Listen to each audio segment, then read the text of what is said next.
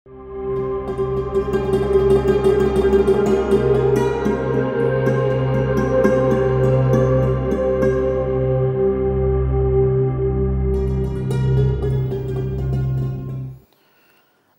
আলাইকুম ওরহমতুল্লাহি ওবরাকাতুহ। বিসমিল্লাহ আলহামদুলিল্লাহ ওসসালাতু ওয়াসসালামু আলা রসুলিল্লাহ ওয়া আলা আলিহি ওয়া আসহাবিহি আজমাইন, আম্মা বাদ। প্রিয় দর্শক শ্রোতা, অন্যান্য দিনের মতো আজও আমরা হাজির হয়েছি দেশ টিভির পর্দায়। আমাদের মূল বিষয় হচ্ছে, আজ যে বিষয় নিয়ে আমরা কথা বলতে চাই সেটি হচ্ছে মিথ্যা তথ্য প্রচারের ভয়াবহতা। রাসূল সাল্লাল্লাহু আলাইহি ওয়াসাল্লাম বলেছেন, কাফা বিল মারই কাদিবান আইয়ু হাদ্দিসা বিকুল্লি মা সামিআ। ওই লোক মিথ্যাবাদী হওয়ার জন্য যথেষ্ট, যাহা শোনে তাহা হুবহু মানুষের কাছে বলে বেড়ায়, এটি মিথ্যাবাদী হওয়ার জন্য যথেষ্ট। আমাদের সমাজে অনেক মানুষ এমন আছে যারা মিথ্যাকে প্রচার করে বেড়ায়। মিথ্যাই যাদের একমাত্র ভিত্তি। এই মিথ্যাকে কেন্দ্র করে মানুষকে হেয় প্রতিপন্ন করা, মিথ্যাকে কেন্দ্র করে জয় জয়কার ধ্বনি নেওয়ার চেষ্টা করা, নানাভাবে মানুষ মিথ্যার সাথে জড়িয়ে আছে। কিন্তু অনেকে না বুঝিয়ে আমরা মিথ্যার মধ্যে ঢুকে যাচ্ছি। কিন্তু এই মিথ্যার যে কত ভয়াবহতা আছে, প্রচারের ক্ষেত্রে আমাদের কী কী সতর্কতা করা লাগবে, সে বিষয়গুলোকে জানবার চেষ্টা করব ইনশাআল্লাহ তাআলা। প্রিয় দর্শক, আজ আমাদের মাঝে আমন্ত্রিত হয়েছেন বাংলাদেশের খ্যাতিমান আলেম দ্বীন, লেখক এবং গবেষক, উত্তরা সেন্ট্রাল মসজিদের সম্মানিত খতিব শেখ রফিকুল ইসলাম মাদানী। আসসালামু আলাইকুম। ওয়ালাইকুম আসসালাম রহমতুল্লাহ বরাকাতুহ। শেখ, কেমন আছেন আপনি? জি আলহামদুলিল্লাহ, ভালো আছেন আপনি? আলহামদুলিল্লাহ, আল্লাহ রাব্বুল আলামিন ভালো রেখেছেন। আপনাকে পেয়ে আর বেশি ভালো লাগছে, আলহামদুলিল্লাহ। আলহামদুলিল্লাহ, শুকরান। প্রিয় দর্শক, পুরো অনুষ্ঠান জুড়ে আমি আব্দুল কাহার আছি আপনাদের সাথে। আমরা খুঁটিনাটিগুলো জানার চেষ্টা করবো ইনশাআল্লাহ তাআলা। সেই সাথে আপনিও চাইলে আমাদের সাথে এই আয়োজনে শামিল হতে পারেন। দেশ টিভি ইসলামিক শো ফেসবুক পেজের কমেন্টে বাংলায় সংক্ষেপে আপনার যে কোনো প্রশ্ন লিখলে আমরা আপনার প্রশ্নের সরাসরি সমাধান জানবার চেষ্টা করব ইনশাআল্লাহ তাআলা। শাইখ, যেমনটি আপনি শুরুতে আমি ভূমিকা বলেছি যে মিথ্যা তথ্য প্রচারের যে ভয়াবহতা, এর মধ্যে আসলে ব্যক্তি থেকে সমাজ, সমাজ থেকে রাষ্ট্র, আন্তর্জাতিক পর্যায়েও এমন এমন মিথ্যাগুলো ছড়িয়ে দেওয়া হয় যে আসলে যার মধ্যে একদম মানুষ ঘরের মধ্যে থাকে। অনেক ক্ষেত্রেই সত্যকে গ্রহণ করবার মানসিকতা অনেকের থাকে না, আবার অনেকে জানেও না যে আসলে একটা কোনো তথ্য সংবাদ পাওয়ার পর আমার কী করণীয় আছে। যদি আপনি আমাদেরকে জানান যে আসলে এই প্রচারের ভয়াবহতা কতটুকু। আলহামদুলিল্লাহ, ওয়াসসালাতু ওয়াসসালামু আলা রাসূলিল্লাহি ওয়া বাদ। প্রচার, দাওয়াত অথবা আরবিতে যেটিকে বলা হয় এলাম, এটা এর মূল লক্ষ্য উদ্দেশ্য হলো সমাজ কল্যাণ, মানব কল্যাণ, রাষ্ট্রের কল্যাণ। সমাজ থেকে যত অশ্লীল, অনাচার, তারপরে হলো যত অন্যায়, অপরাধ, তৎপরতা আছে সেগুলোকে মিটিয়ে একটা সমাজটাকে কাঙ্ক্ষিত মানে নিয়ে আসবে, সেই লক্ষ্যেই মিডিয়াগুলো, টিভি, তারপরে প্রচার যন্ত্রগুলো সেগুলো কাজ করে যাচ্ছে। সেগুলো সেই জন্যই আল্লাহ সুবহানাহু ওয়া তাআলার পক্ষ থেকে এগুলোর হাদিয়া। এই যে সায়েন্স, টেকনোলজি, বিজ্ঞানের উৎকর্ষতা এবং যেই আল্লাহ সুবহানাহু ওয়া তাআলা আমাদেরকে যে সুযোগ সুবিধা দিলেন, এখানে বসেই আমি আমেরিকায় আমার আপনজনের চেহারাও দেখতে পাচ্ছি, কথাও বলতে পাচ্ছি। আমি একটা মেসেজ লিখে পাঠিয়ে দিয়ে সারা বিশ্বে পাঠিয়ে দিতে পারছি। এটা আল্লাহ সুবহানাহু ওয়া তাআলার পক্ষ থেকে দেয়া আমাদের জন্য বড় ধরনের একটি সহায়তা এবং নিয়ামত। এটিকে হিকমা বলা হয়, সায়েন্স এবং টেকনোলজি। এগুলোর মানে এর মাধ্যমে একটা মানুষ কত সহজে কত কল্যাণ কামাই করতে পারে। আপনি দেখুন যে এই যে আমি এখন এখানে বসে একটা কোরআনের আয়াত, একটা হাদিস, একটা ভালো কথা বললাম, এটি কিন্তু মুহূর্তের মধ্যে মিডিয়া লক্ষ কোটি মানুষের মাঝে প্রচার করে দিল, বিদায় অনেক বেশি কল্যাণ হলো। ঠিক এর নেগেটিভ সাইডটা যদি চিন্তা করেন, এখান থেকে যদি একটি মিথ্যা, একটি দলিলবিহীন, একটি অনাকাঙ্ক্ষিত মানে একটা বিষয় প্রচার করা হয়, তাহলে তার বিষক্রিয়াটা, তার রিয়েকশনটাও কিন্তু ঠিক অনুরূপ। বহু মানুষ এই মিথ্যার উপর নির্ভর করে এমন কিছু কাজ ঘটিয়ে ফেলছে যার মাধ্যমে অনেকের জান চলে যাচ্ছে, প্রাণ চলে যাচ্ছে, চাকরি চলে যাচ্ছে, সমাজ নষ্ট হচ্ছে, বাড়ি গাড়ি নষ্ট হচ্ছে, আগুন ধরিয়ে দিচ্ছে, গাড়ি ভাঙচুর করা হচ্ছে। মানুষ মিথ্যা জানছে। মিথ্যা কত জঘন্য সেটার জন্য একটি হাদিস যথেষ্ট নয় কি? আল্লাহ রাসূল সাল্লাল্লাহু আলাইহি সাল্লাম বললেন, আয়াতুল মুনাফিকি সালাস, মুনাফিকের চিহ্ন হলো তিনটা। এর মধ্যে প্রথম যে চিহ্নটি সে হলো ইদা হাদ্দাসা কাযাবা, যখন কথা বলে তখন সে মিথ্যা কথা বলে। তো ব্যক্তি পর্যায়ে মিথ্যা কথা এক জিনিস, আর মিথ্যা প্রচার আরেক জিনিস। অতএব যারা মিথ্যাশ্রয়ী হয় তার এক নম্বর পরিচয় হলো সে মুনাফিক। এবং মুনাফিক মানে, মুনাফিক কাদেরকে বলা হয়? যেটা আমাদের শরিয়ার পরিভাষায় মুনাফিক কাফেরের চেয়ে জঘন্য। কারণ কোরআনে আল্লাহ বলছেন, ইন্নাল মুনাফিকিনা ফি দারকিল আসফালি মিনান নার, মুনাফিকের যে জাহান্নামে যে জায়গাটা হবে সেটা হলো একেবারে সবার উপরের স্তরে হবে ঈমানদার গুনাহগার যারা তাদের, এইভাবে নিচে যেতে যেতে 7টা স্তর, একেবারে সর্বনিম্ন স্তরে 3 শ্রেণী জায়গা পাবে। তার মধ্যে এক শ্রেণী হলো মুনাফিক, আরেক শ্রেণী হলো আলে ফেরাউন, আরেক শ্রেণী হলো ঈসা আলাইহিস সালামের হাওয়ারি যারা নাকি মাইদা চেয়েছিল তারপরেও কুফরি করেছিল। এই 3 শ্রেণী হলো সবার নিম্নে জায়গা পাবে জাহান্নামে। আল্লাহ সুবহানাহু ওয়া তাআলা কোরআনে কারিমে ইরশাদ করলেন লানাতুল্লাহি আলাল কাযিবিন, যারা নাকি মিথ্যা বলে, মিথ্যাশ্রয়ী হয় তাদের উপর আল্লাহ লানত। অতএব যারা মিথ্যা প্রচার করে তাদের উপর লানত না, লানত স্কয়ার, লানত কিউবড, লানত টু দি পাওয়ার 4, লানত আর লানত।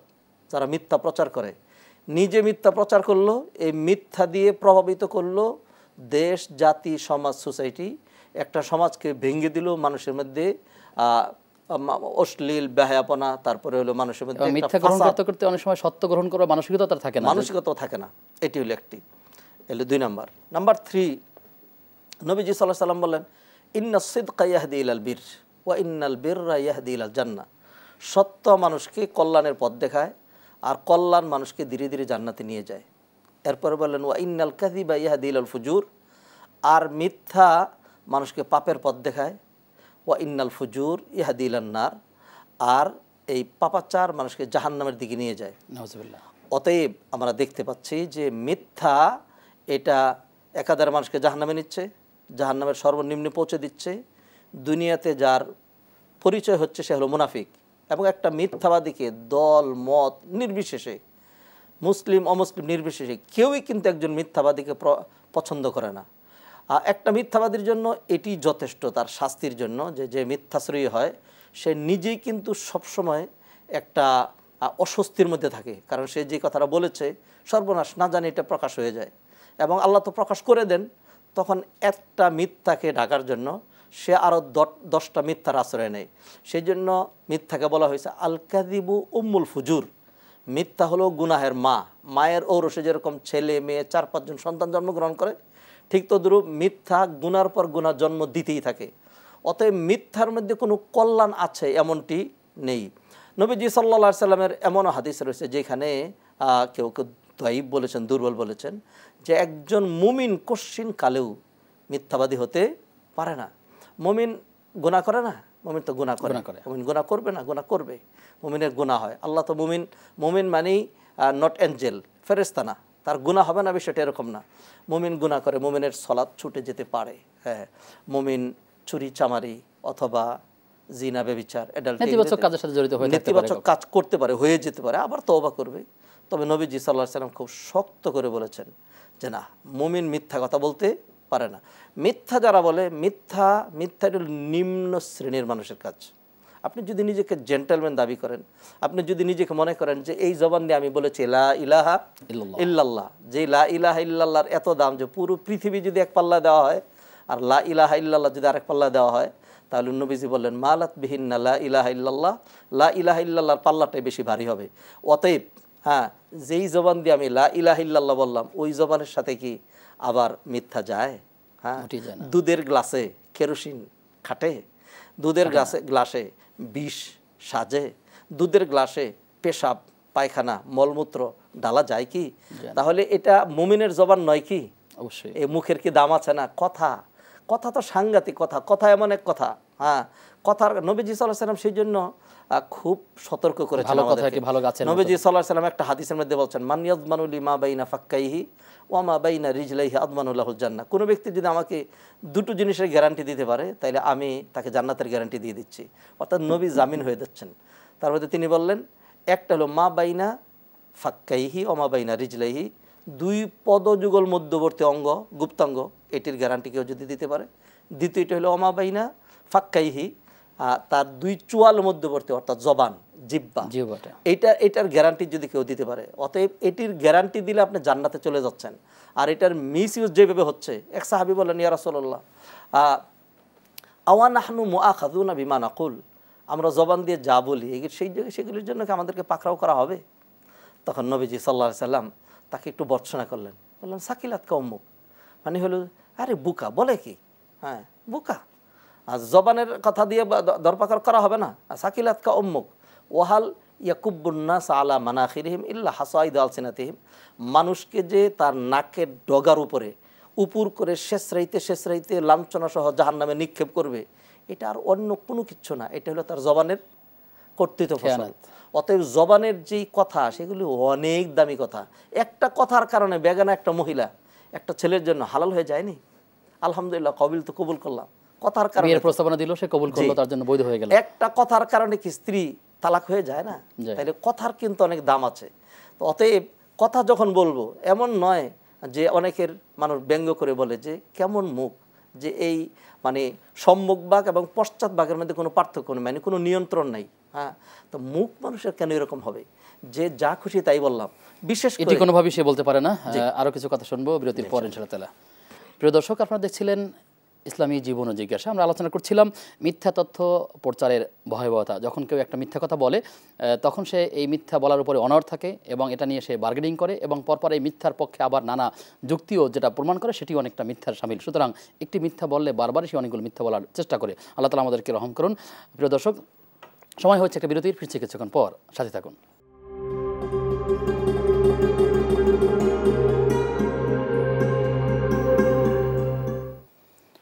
বিরতির পরে সবাইকে আবারও আমন্ত্রণ জানাচ্ছি দেশ টিভির নিয়মিত আয়োজন ইসলামী জীবন ও জিজ্ঞাসার আজকের পর্বে। আপনাদের সঙ্গে আমি আব্দুল কাহার রয়েছি। আমাদের সঙ্গে অতিথি হিসেবে যুক্ত আছেন উত্তরা সেন্ট্রাল মসজিদের সম্মানিত খতিব শেখ রফিকুল ইসলাম মাদানী। উস্তাদ, আপনার থেকে আলোচনা শুনছিলাম মিথ্যা তথ্য প্রচারের ভয়াবহতা। এক্ষেত্রে একটি বিষয় জানার আছে যে এই যে মিথ্যা বলার ক্ষেত্রে ব্যক্তি বিশেষে কোনো আলাদা গুনাহ কম বেশি হবে কিনা, যেমন একজন ব্যক্তি পর্যায়ে, কেউ রাষ্ট্রীয় পর্যায়ে বড় দায়িত্বে আছে, সেক্ষেত্রে কোনো তারতম্য হবে কিনা? দেখুন, প্রতিটা পাপ এটা সময়, স্থান, কাল, পাত্র বিশেষে এর ভয়াবহতা এবং এর পরিমাণ এটা কিন্তু কম বেশি হয়। সহজ উদাহরণে বলি, আমি বহুত মানুষকে প্রস্তাব করেছি যে একটা সিগারেট আমার ফর্মুলায় খেতে পারলে 5,000 টাকা দেবো, আজও লোক পাই নাই। আচ্ছা, বলছি যে আমার সাথে মসজিদে ঢুকবেন, আমি ইমাম সাহেব যেখানে নামাজ পড়ে এখানে বসে থাকবো, আমার সামনে বসে একটা সিগারেট খেয়ে বের হবেন, 5,000 টাকা দেবো। হ্যাঁ, অনেকে বলে যে না এটা পারবো না, সিগারেট খান না? যে হ্যাঁ খাই। এটা পারবেন না কেন? বলে যে মসজিদের ভিতরে আর মসজিদের বাইরে কি এক জিনিস? তার মানে তিনি সহজেই বুঝছেন যেই পাপটা মসজিদের বাহিরে হচ্ছে এটা কবিরা গুনাহ, এটা যদি মসজিদের ভিতরে করা হয় আরও বেশি। রমাদানের ভিতরে পাপ এবং রমাদানের বাহিরে পাপ, পার্থক্য আছে না? হারাম এলাকায় এবং হারামের বাইরে পার্থক্য আছে না?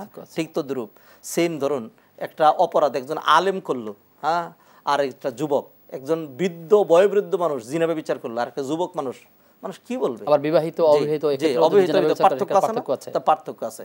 নবীজি সাল্লাল্লাহু আলাইহি ওয়াসাল্লাম হাদিস দিয়ে উত্তর দিয়ে, আপনারা তো আবার সময় দিবেন না।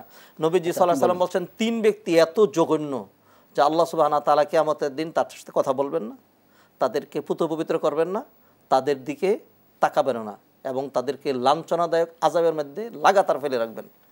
এই 3 ব্যক্তি হলো, এক ব্যক্তি হলো ভিক্ষুক, মানে কিন্তু অহংকারী, দরিদ্র, তারপর চরম অহংকার দেখায়। তাইলে এই লোকটা যদি বড় লোক হতো তাহলে কি করতো? এটা এক ব্যক্তি। আরেক ব্যক্তি হলো শাইখুন জানিন, বয়োবৃদ্ধ ব্যক্তি, তারপরেও জিনা ব্যভিচার করে। তাহলে মানুষ কি বলবে যে এই 70-80 বছরে এসেও জিনা ব্যভিচার, তাহলে তার যৌবনটা কেমন ছিল, কত খারাপ। আরেকজন হলো রাষ্ট্রপ্রধান, মালিকুন কাজ্জাব, রাষ্ট্রপ্রধান, চোর, ডাকাত, অপরাধী, সে মিথ্যা কথা বলবে। রাষ্ট্রপ্রধান হয়েও কেউ যদি মিথ্যা কথা বলে তাহলে বুঝতে হবে তার পা থেকে মাথা পর্যন্ত সবটাই এমন নর্দমা, এমন অশ্রাব্য জিনিস, এমন মানে খারাপ জিনিস দিয়ে তা মানে তৈরি, তার সবটা এতটা কুলসিত যে রাষ্ট্রপ্রধান হয়েও মিথ্যা কথা বলে। আমাদের সমাজের প্রেক্ষাপটে আমরা ধিক্কার জানাই যারা বড় বড় পোস্টে থেকেও, মন্ত্রী, মিনিস্টার, এমপি, অফিস প্রধান, তারপরে হলো বিভিন্ন সময়ের উপদেষ্টা কিংবা আরো বড় বড় এরকম যারা আছেন, এরা যদি মিথ্যা কথা বলে, এটা কোশ্চিন কালো একটা সাধারণ চুর চামারের মিথ্যা, এবং তাদের মিথ্যা এক নয়, এটা সাংঘাতিক জঘন্য।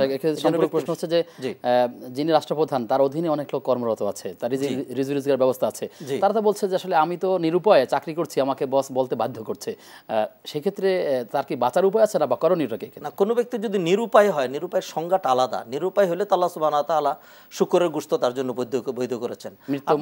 আপনি নিরুপায় কিনা সেটা আলাদা নির্ধারণ করতে হবে। এই চাকরিটা করতে আপনি বাধ্য নন, এই চাকরি আপনাকে করতে হবে না। হ্যাঁ, আপনার এমনও হতে পারে যে আমার দুনিয়া চলে যেতে পারে, যদি এমন হয় যে একটা মিথ্যা কথা, একটা মিথ্যার কারণে কত মানুষকে মানে ফাঁসি দেওয়া হয়েছে। মিথ্যা সাক্ষী যে দিল 2টা টাকার কারণে, কোনো কারণে, সে কি দুনিয়াতে শাস্তি পায় নাই? আমরা তো এদেরকে ঘুরে ঘুরে দেখেছি, দুনিয়াতে শাস্তি পেয়েছে, আর কিয়ামত তা তো রয়েছেই।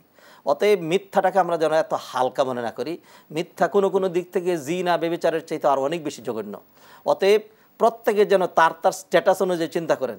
অতএব যারা নাকি প্রচার মাধ্যমে কাজ করেন, নিঃসন্দেহে দে আর কোয়ালিফাইড, এডুকেটেড, হ্যাঁ, এবং প্রচার মাধ্যমে আমি কাজ করার মতো যোগ্যতা রাখি না, কারণ এটার জন্য সাংবাদিকতার পড়াশোনা করতে হয়, অনেক কিছু জানতে হয়। তো এরকম কোয়ালিফাইড হয়ে কেউ যদি মিথ্যা প্রচার করে, তাহলে তিনি এরকম একটা দমকির মধ্যে পড়ছেন। আবার চাকরি প্রমোশন নেওয়ার জন্য মিথ্যা বলে বসকে খুশি করে যে নানা রকমভাবে চিন্তা করা, সেটা তাহলে আরও জঘন্য। এইভাবে মিথ্যার কারণে অনেকের রিজিকটা বন্ধ হারাম হয়ে যাচ্ছে। মিথ্যার কারণে তার সারাটা জীবন অশান্তির হয়ে যাচ্ছে। মিথ্যার কারণে তার ছেলে মেয়ে, তার পরিবার নষ্ট হয়ে যাচ্ছে। আল্লাহ তাআলা আমাদের বোঝার তৌফিক দান করুন।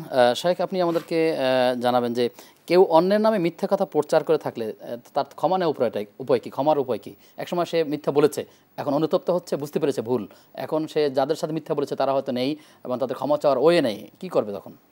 নবীজি সাল্লাল্লাহু আলাইহি ওয়াসাল্লাম বিদায় হজে আরাফার ময়দানে বলেছেন, ইন্নাল্লাহা হাররামা আলাইকুম, আল্লাহ সুবহানাহু ওয়া তাআলা তোমাদেরকে খুব জটিল কঠিনভাবে হারাম করেছেন। কাহুরমাতি ইয়াউমিকুম হাযা ফি শাহরিকুম হাযা ওয়া ফি বালাদিকুম হাযা। আল্লাহ সুবহানাহু ওয়া তাআলা এই নগরীতে অন্যায় করা, এই মাসে, এই দিনে অপরাধ করা যেরকম হারাম, এমনই হারাম হলো কোনো মানুষের ইজ্জত সম্মান নষ্ট করা, কোনো মানুষের রক্তপাত ঘটানো, অথবা কোনো মানুষের মানহানি করা। অতএব কোনো ব্যক্তির বিরুদ্ধে যদি কোনো মিথ্যা বলে তার মানহানি করা হয়, তার ক্ষতি করা হয়, তাহলে এটা ন্যূনতম যদি বলি, তাহলে সে হলো বান্দার হক নষ্ট করেছে। যদি হক নষ্ট করে তাহলে ক্ষমা নিতে হবে। কারণ আল্লাহ সুবহানাহু ওয়া তাআলা বান্দা যত গুনাহ করুক, জমিন থেকে আকাশ পর্যন্ত যদি তার গুনাহ পৌঁছে যায়, আর বান্দা যদি সত্যিকার অর্থে অনুতপ্ত হয়, আল্লাহ তা মাফ করে দেবেন, কিন্তু বান্দার হক আল্লাহ মাফ করবেন না। নবীজি হাদিসে বলছেন, বুখারীর সহিহ হাদিস, এটি ইগফারুল শাহিদি কুল্লু শাইইন ইল্লা দাইন, বান্দার সকল গুনাহ মাফ করে দেওয়া হবে, কিন্তু সে অন্য ব্যক্তির হক যেটি নষ্ট করেছে সেটি মাফ করা হবে না। তাই সেই জন্য কোনো ব্যক্তির বিরুদ্ধে যদি মিথ্যা রচনা করে থাকি, তাহলে তার কাছ থেকে ক্ষমা নিতে হবে। আর যদি এমন হয় যে তিনি চলে গিয়েছেন, তাহলে তো অবশ্যই তার পরিবারে যদি থাকে, তা ধরুন যারা এমন হয়েছে যাদের বিরুদ্ধে মিথ্যা বলে তাদেরকে দুনিয়া থেকে বিদায় করে দিয়েছেন, হ্যাঁ, এখন কীভাবে ক্ষমা নেবেন? তার স্ত্রী বিধবা হয়েছে, তার সন্তানরা এতিম হয়েছে, তার থেকে মানুষ যেই আবার কাউকে মিথ্যা বলে দীর্ঘ সময় বন্দী করে রেখেছে, মিথ্যা সাক্ষী দিয়ে দীর্ঘ সময় বন্দী করে রাখা হয়েছে, অতএব এই পাপগুলো খুব সাধারণ না। কিয়ামতের দিন এই জন্য একটা লোক সাংঘাতিক মিসকিন হয়ে যাবে। নবীজি একবার হাদিসের মধ্যে বলেন, আতাদরুনা মানিল মুফলিস, তোমরা কি জানো যে কাঙ্গাল কোন ব্যক্তি? তো সাহাবায়ে কেরাম বলেন, আল মুফলিসু ফিনা মান লা দিরহাম লাহু ওয়া লা মাতা, যার সহায় সম্বল কিছুই নেই, দিনার দিরহাম নাই। নবীজি বললেন না, কাঙ্গাল হলো, প্রকৃত কাঙ্গাল হলো ওই ব্যক্তি যে আকাশচুম্বী নেকামল নিয়ে আসবে, সহজে জান্নাতে যাওয়া হয়, কিন্তু পরবর্তীতে দেখা যাবে ওই যে মানুষের হক নষ্ট করেছে তাদেরকে নেকামল দিয়ে দিতে হবে, আর তারপরে পাওনাদার থাকবে, তাদের গুনাহ নেওয়া হবে, এরপরে এই গুনাহ তার কাঁধের উপর চাপিয়ে তাকে জাহান্নামে নিক্ষেপ করা হবে। অতএব আমি যে সালাত আদায় করছি এর কারণে এই যে জান্নাতে চলে যাবো এমনটি যেন মনে না করি, মসজিদ মাদ্রাসা নির্মাণ করছেন জান্নাতে চলে যাবেন এমনটি যেন মনে না করি।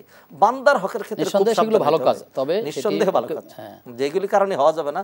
তবে একটা জিনিস, এবাদতে অনেক সময় কিছু ত্রুটি যদি থাকেও সেটা মাফের সহজ ব্যবস্থা আছে, কিন্তু বান্দার হক যদি নষ্ট করা হয় তাহলে সেটি খুব সহজ না। অতএব যারা বান্দার হক নষ্ট করে তারা যেন খুবই সাবধান। আল্লাহ তাআলা আমাদেরকেও সতর্ক হওয়ার তৌফিক দান করুন এবং যারা শুনছেন তাদেরকে আল্লাহ তাআলা বান্দার হকের ব্যাপারে বা আল্লাহর হকের ব্যাপারে সিরিয়াস হওয়ার তৌফিক দান করুন। সেটা একটি ভিন্ন প্রসঙ্গে প্রশ্ন হচ্ছে যে কোনো মানুষ যখন ইসলাম গ্রহণ করে মুসলিম হতে চায় অন্য ধর্ম থেকে আসলে, তখন তাকে কয়টা কালিমা পড়ে মুসলিম হতে হয়? এটা কি শুধু একটি কালিমা নাকি 4টা কালিমা? কালিমা 4টা কালিমা কোথায় পেলাম? 4টা 5টা কালিমা কোথায় বলে থাকে? কালিমা তাওহীদ, আল্লাহ সুবহানাহু ওয়া তাআলা কোরআনে একটি শাহাদা, তারপর আরো অন্যান্য, আল্লাহ সুবহানাহু ওয়া তাআলা কোরআনে একটি কালিমার কথা বলেছেন, ওমাসালু আলাম তারা কাইফা দারাবাল্লাহু মাসালান কালিমাতান তাইয়্যিবাতান কাশাজারাতিন তাইয়্যিবাতিন আসলুহা সাবিত ওয়া ফারউহা ফিস সামা। একটা কালিমা, সেটা কি? সেটা আপনি তাওহীদ আকারে বলেন অথবা শাহাদা আকারে বলেন, একই জিনিস। যদি মানুষ এই সাক্ষীটা দেয় যে আমি সাক্ষী দিচ্ছি আল্লাহ ছাড়া কোনো ইলাহ নেই, নবী মুহাম্মদ সাল্লাল্লাহু আলাইহি ওয়াসাল্লাম আল্লাহ রাসূল, এই মৌলিক ইমানের রুকন 6টা লাগবে না। মুমিন হিসাবে প্রথমে প্রবেশ করার জন্য এই দুটো হলেই চলবে, তারপরে ধীরে ধীরে সেগুলোর উপর সে ইমান নিয়ে আসবে। অতএব শুধুমাত্র 2টা কথা যদি এইভাবেই বলে, লা ইলাহা ইল্লাল্লাহ মুহাম্মাদুর রাসূলুল্লাহ, তাইলেই হয়ে গেল, অথবা আশহাদু আল্লা ইলাহা ইল্লাল্লাহ ওয়া আন্না মুহাম্মাদুর রাসূলুল্লাহ, তাহলেই হয়ে গেল। অথবা বাংলায় যদি বলে আমি সাক্ষী দিচ্ছি মনে প্রাণে যে আল্লাহ তিনিই রব, তিনি ইলা, এবং মুহাম্মদ সাল্লাল্লাহু আলাইহি ওয়াসাল্লাম তিনি আল্লাহর রাসূল, তাহলেই হবে। সেখানে কালিমে তাওহীদ, কালিমে তামজিদ, কালিমে মুফাসসাল, কালিমে মুজমাল, হ্যাঁ, এই সমস্ত অথবা শাহাদা যেগুলি, এত কিছু লাগবে না। মানুষের জন্য এত কঠিন করার কিচ্ছু নাই। মনে প্রাণে কেউ যদি ঈমান আনে, সাক্ষী যেটি আমরা পড়াচ্ছি যেটি, এটি শুধু আমরা চেনার জন্য লাগবে। কোনো ব্যক্তি যদি কালিমাটা আমাদের সামনে নাও বলে, হ্যাঁ, তার মনের ভিতরে থাকে, সে যদি মনে প্রাণে মেনে নেয় আল্লাহকে রব হিসাবে মেনে নিলাম আর নবীজিকে রসুল হিসাবে মেনে নিলাম, হ্যাঁ, আমরা জানলাম না, তাহলে সেই ইমানদার। এই অবস্থায় মারা গেলে সে জান্নাতে যাবে। হ্যাঁ, তাই সেই জন্য দুনিয়ার বিধিবিধান জানার জন্য আমরা যেন চিনি, সেই জন্য লাগে। সেই ক্ষেত্রে তিনি যদি কালিমে তাওহীদ, আপনি যেটাকে বলেন লা ইলাহা ইল্লাল্লাহ মুহাম্মাদুর রাসূলুল্লাহ, এটি বললে হবে। কালিমা শাহাদা, আশহাদু আল্লা ইলাহা ইল্লাল্লাহ, এটা বললে হবে। অথবা কালিমে তাওহীদ, শাহাদা, এটা একই জিনিস। জি, সর্বশেষ প্রশ্ন, খুব ছোট করে উত্তরটা নিব যে একটা খবর পেলাম আর এটা সাথে সাথে প্রচার করে দিলাম, সেটা ফেসবুক শেয়ারের মাধ্যমে হতে পারে বা ইউটিউবের মাধ্যমে হতে পারে, এটি কেমন অপরাধ বা উচিত কিনা? নবীজি কোনো ব্যক্তি যদি কোনো কথা শুনেই সে প্রচার করে, এটা বলে, ফাহুয়া আহাদুল কাযিবাইন, দুই মিথ্যাবাদীর একজন। সে একজন মিথ্যা সাপ্লাই করেছে আর তিনি এটাকে, সেই জন্য আল্লাহ সুবহানাহু ওয়া তাআলা মূলনীতি দিয়েছেন, ইয়া আইয়ুহাল্লাযীনা আমানু ইন জাআকুম ফাসিকুম বিনাবাইন ফাতাবায়ানু, যে কেউ কোনো সংবাদ তোমার কাছে নিয়ে আসলে তুমি তোমার প্রথম কাজ হলো এটাকে যাচাই বাছাই করা। আপনি যদি এরকম অবশ্যই প্রচার করা যাবে না, তাহলে ভাবে শুনে অবশ্যই প্রচার করা যাবে না। জি, আপনাকে ধন্যবাদ জানিয়ে আপনার থেকে বিদায় নিচ্ছি। প্রিয় দর্শক, আপনারা দেখছিলেন ইসলামী জীবন ও জিজ্ঞাসা। আমরা যতগুলো বিষয় জেনেছি, আল্লাহ তাআলা এই বিষয়গুলোর উপরে আমল করার তৌফিক দান করুন। আজ এ পর্যন্তই। আগামী অনুষ্ঠান দেখবার আমন্ত্রণ জানিয়ে আজকের মতো বিদায় নিচ্ছি। আসসালামু আলাইকুম ওয়া রাহমাতুল্লাহি ওয়া বারাকাতুহু।